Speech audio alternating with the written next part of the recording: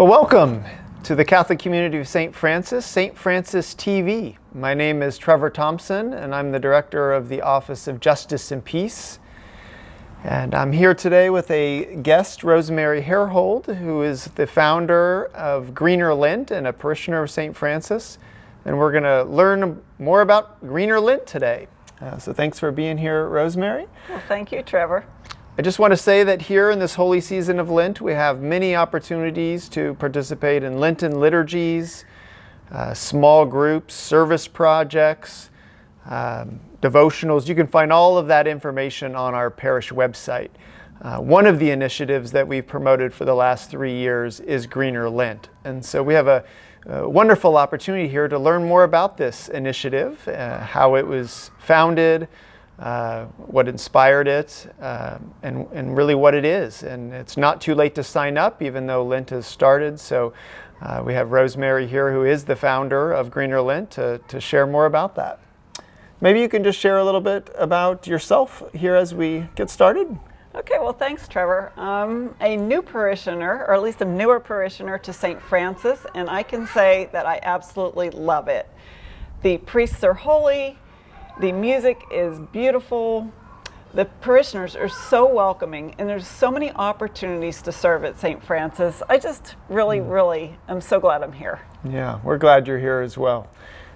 Rosemary, can you tell us a little bit about what Greener Lent is? Yeah. Well, Trevor, Greener Lent is actually quite a traditional Lenten program with prayer, fasting, and almsgiving, and it's meant to do what traditional Lenten programs do, in that we're preparing our hearts for Easter to celebrate the Lord's resurrection. We're also trying to repent and walk in the footsteps of Christ. However, Greener Lent is different in that it's through the lens of Laudato Si. Laudato Si is Pope Francis's encyclical on the environment. And in Laudato Si, Pope Francis wants us to hear the cry of the poor and the cry of the earth, because they're really interlinked. The poor live in areas of the world with far fewer resources when a climate disaster does occur, and Pope Francis encourages us through Laudato Si.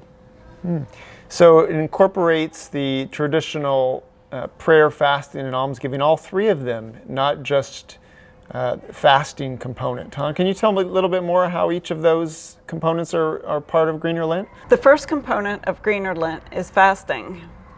And we already fast as Catholics. So 2 days of the Lenten season, we're fasting on Good Friday and Ash Wednesday, and we also abstain from meat during the Fridays of Lent. What Greener Lent does is it builds on that tradition. So people can go to the Greener Lent website, and you have 4 options. And what these options do is reduce the consumption of beef and lamb, which are hard on the environment. There's a lot of emissions associated with them. And you can, if you choose, reduce the consumption of other meats. If you're a vegetarian, you can reduce your consumption or eliminate cheese from your diet. So there's something for everyone in this. And really, this isn't new either. If you look back centuries ago and look at our Lenten practices as Catholics many years ago, before we were all here, fasting was a lot more rigorous. So really what we're doing is going back and readopting some of the practices that we did in the past, but now they have a different twist through the lens of Laudato Si. Can you share a little bit, and maybe this is some of the inspiration of Greener Lent itself, a little bit about Laudato Si and what Pope Francis's vision there is and how that's connected to Greener Lent? Well, Pope Francis, of course, wants us to care for others, the poor, and the environment. And so people wonder, well, what's this got to do with beef? You know, why the beef with beef, right? So beef has a really high carbon footprint. There's a lot of emissions associated with it. In fact, if you look at beef compared to other foods, there's 10 times more carbon emissions per kilogram of food product from beef than there are from poultry and other foods. So it's one of the things we can do to really affect the poor.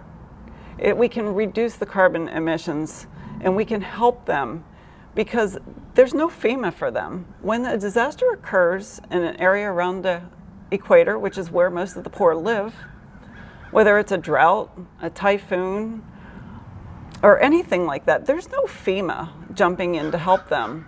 And their livelihoods are more dependent on the natural reserves. And Pope Francis talks about that.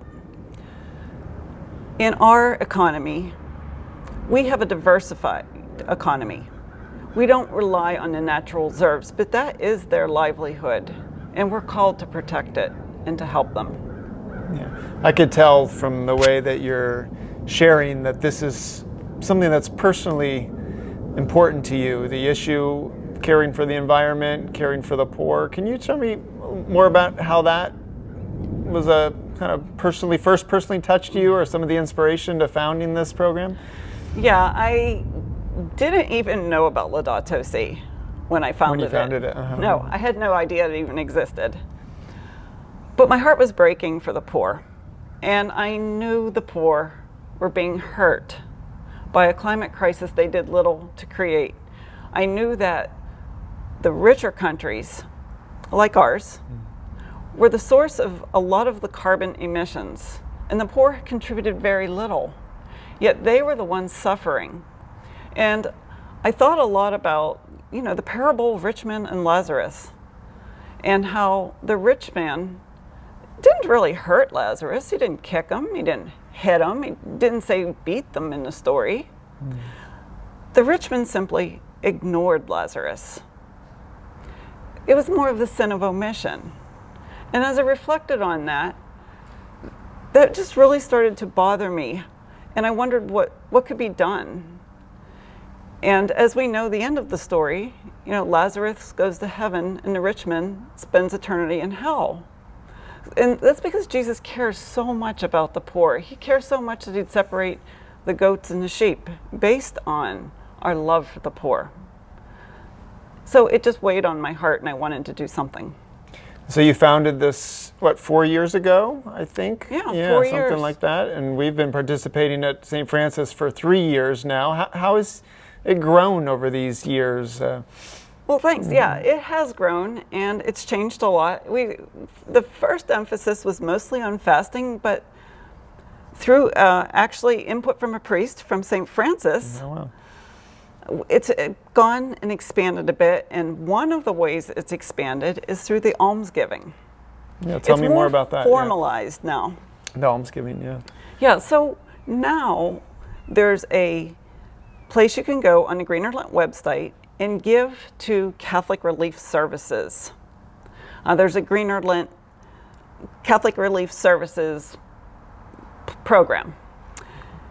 So people, when they go from eating meat to a plant-based diet, save a little bit of money. In fact, from the latest research that I can find, they save about $2.05 a day. Now, that's not a lot. It adds up though, huh? Yeah. But, meat's fairly cheap in the United States, but if we look at it for 40 days, it does add up. So there's a goal of $4,000, which would be $100 every day for the 40 days of Lent.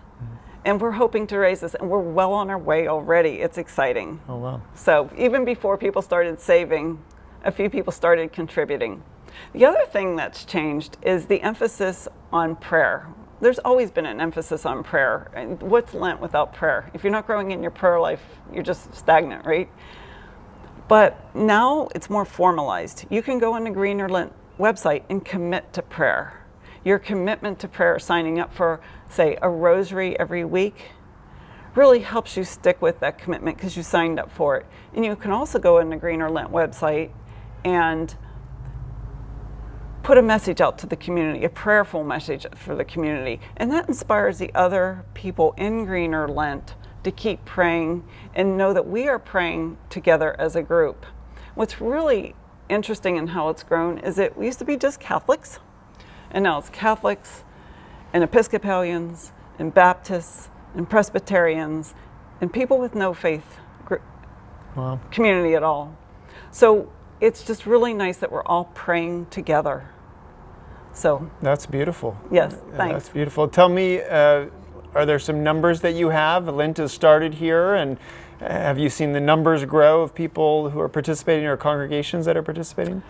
Yeah, well, St. Francis always does really well. And I think the last time I looked, St. Francis had 71 people joining already, which is great. Beautiful. Good work, St. Francis. Yeah, good work, St. Francis. But overall, there's 450 some the last time I looked. Over 450. It keeps changing all the time. Sure. But we also have several priests that have joined, nuns from two separate, sisters from two separate places, and this wide variety of people, even from different countries, from Australia, Mexico, Canada, United States. Wow, the word's getting out. We're all together. Wow, that's amazing. So I just love this vision of we're all invited during Lent to prayer, fast, and give alms. And this really kind of from personal experience, a personal encounter with the poor and their kind of being aware of their needs and the impact that climate change might have on their situation. You bringing care of the poor, care of the earth to these traditional practices and marrying them and offering initiative for us to join in solidarity and prayer and to give alms through CRS to different parts of the world that are being affected. I think that's just a beautiful marrying of our faith with contemporary issues. Is it too late now? The Lent has started here. Can you? It's okay to still sign up as we invite parishioners to do that? Absolutely. You can sign up anytime. You can sign up 2 weeks before Easter if you want to. And not only that, you can change anytime too. So if you sign up for a fast that seems like it's not rigorous enough for you and you want to do more as Easter approaches, you can simply change it. If you sign up for something that's rigorous and something has happened that you don't feel like you can complete that, that's fine too. You can back it off. So the options are available for everyone, and there's a community behind you, praying for you. I'm praying for you. That's beautiful. And Do we're doing it people who together. are signing up, do they receive something as part of this journey? You send them something each week? Is that how I'm understanding that to work? That's right. They will get a message each week telling them how many people in their community joined and an estimate of the carbon equivalents that was saved through all their efforts. So, yes. Yeah, that's a beautiful, both sounds like what my personal impact is, but then it's also really connecting it to a collective, in this case, St. Francis commitment that we're making as well. Yeah, it's a St. Francis and the total.